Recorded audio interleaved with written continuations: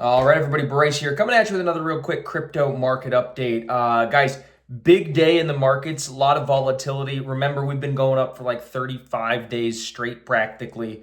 We've pretty much had some of the best months on record in Bitcoin and in crypto. So it's no surprise that there's a little bit of a pullback in the market. But I think this pullback is just a really short-term pullback, especially like as I'm even recording this, the market was coming back up from a low of around $61,000 to a high where we're trading at now closer to around $67,000. So just last week we're at $74,000, and so these are big swings. But you can see where they're happening. They're happening while we're still trading well above a 200-day moving average. So that long-term trend is still in a bull market. And we've bounced on the 50-day moving average. You can see right here, actually, we didn't even make it that all the way down to the 50-day moving average. We actually rallied before we even made it down there, showing that there were a lot of midterm buyers that found good value at these prices.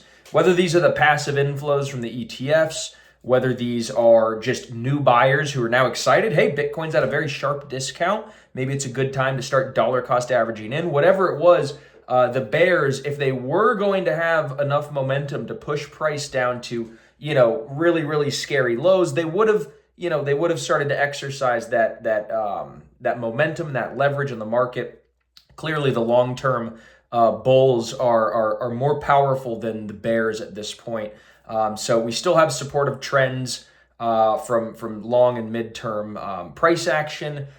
Things are looking great as well for Ethereum. I think all of this is happening again against a backdrop of the largest pension fund in the world, out of Japan, by the way. These guys are worth $1.5 trillion. That's how much is under management for that pension firm. Again, largest one in the world. They're now talking about, just yesterday, that they are planning on incorporating a Bitcoin strategy into their pension fund. Okay? Bitcoin's $1.25 trillion in market value. This pension fund alone, this cohort of individuals, is worth $1.5 trillion.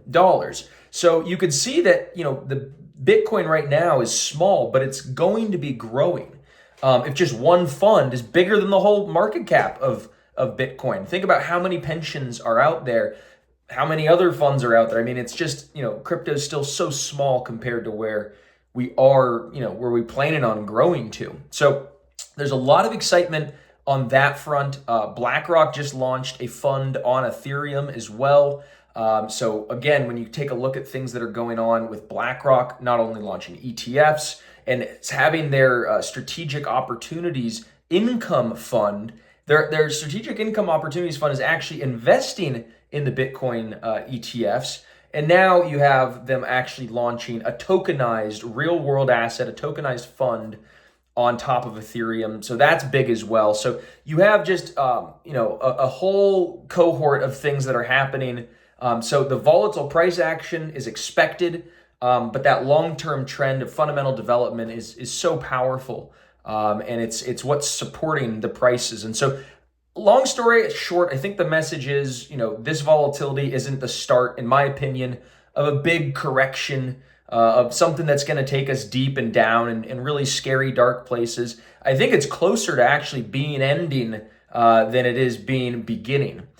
So I think that, where we're at right now, is probably, as we're seeing just such a quick, sharp recovery. There was a little bit of FUD surrounding the Ethereum Foundation and some new investigations that are potentially going on. There was some FUD surrounding some outflows from the Grayscale GBTC ETF. So there's things that are going on, but if you look back at the past bull markets, there's a dozen or so corrections that last between 1 and 3 weeks that pretty much take out between 20 and 30% of market cap, or 20 to 30% of the price of Bitcoin, right, over the course of 1 to 3 weeks. So mentally preparing for that and saying that we're, if you're in that period, that's not the time to be selling. That's the time to be actually adding more exposure, in my opinion.